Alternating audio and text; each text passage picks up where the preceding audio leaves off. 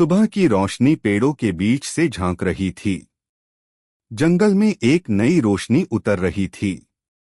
मोमो बंदर अपनी चमकती आंखों के साथ लहराते बेलों पर झूलता हुआ बरगद के पेड़ की ओर जा रहा था। लाली तोता हरे रंग और लाल चोंच के साथ खिले हुए फूलों के ऊपर उड़ रहा था।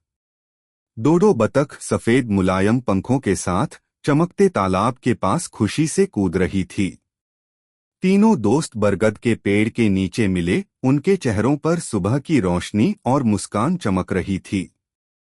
मोमो का घर पेड़ पर लटकती बेलों और पत्तों से बना हुआ जंगल का एक अनोखा अनुभव था। लाली का घोंसला एक ऊंचे पेड़ की चोटी पर फूलों से सजा हुआ था, जैसे आसमान का जादू हो। डोडो का घर एक नरम सीधी घास की झोंपड़ी झील के किनारे सुकून भरी जगह पर था। लेकिन अचानक दूर कहीं से धुआं उठने लगा और हर जानवर रुककर उस दिशा की ओर देखने लगा। मोमो, लाली और डोडो ने एक दूसरे की ओर देखा। उनकी आंखों में चिंता की परछाई थी। एक हाथी दौड़ता हुआ गुजरा, धूल उड़ रही थी और हर ओर घबराहट फैल गई थी। दूर जंगल के एक हिस्से में आग की लपटें चमक रही थीं। सब कुछ नारंगी रोशनी में डूब गया था। छोटी हिरनी चीनी कांपती हुई कांटेदार झाड़ियों में फंसी हुई रो रही थी। मोमो की आंखों में जज्बा था। वह झूलता हुआ तुरंत चीनी की ओर गया।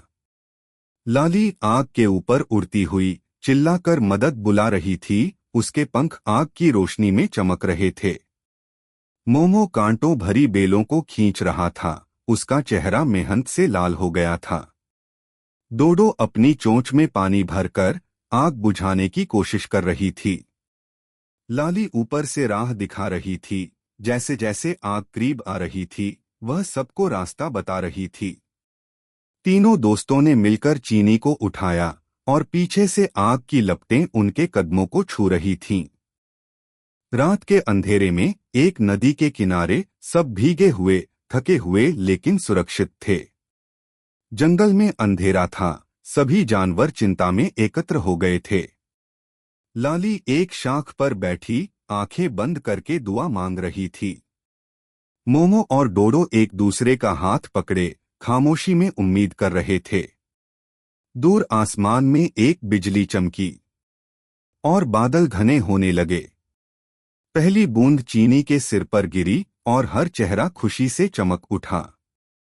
सुबह के समय बारिश के बाद जले हुए पेड़ों से नए हरे पत्ते निकलने लगे थे।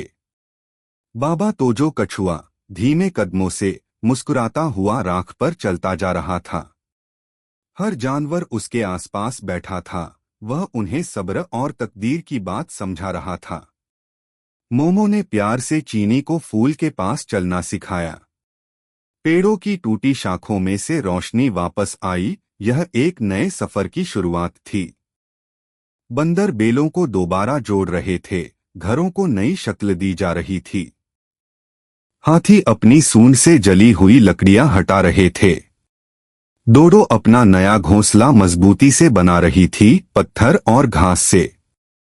चीनी ने एक छोटी कली को मिट्टी में लगाया। मोमो उसके पास तालियां बजाता हुआ खुश था।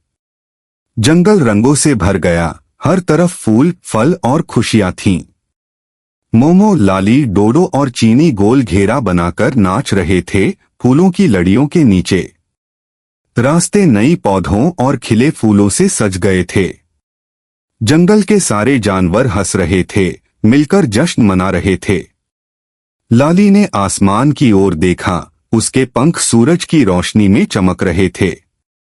एक शांत जंगल का दृश्य। सभी जानवर हाथ और पंख मिलाए एक घेरे में खड़े थे। पीछे जले हुए पेड़ अब फूलों से ढक गए थे।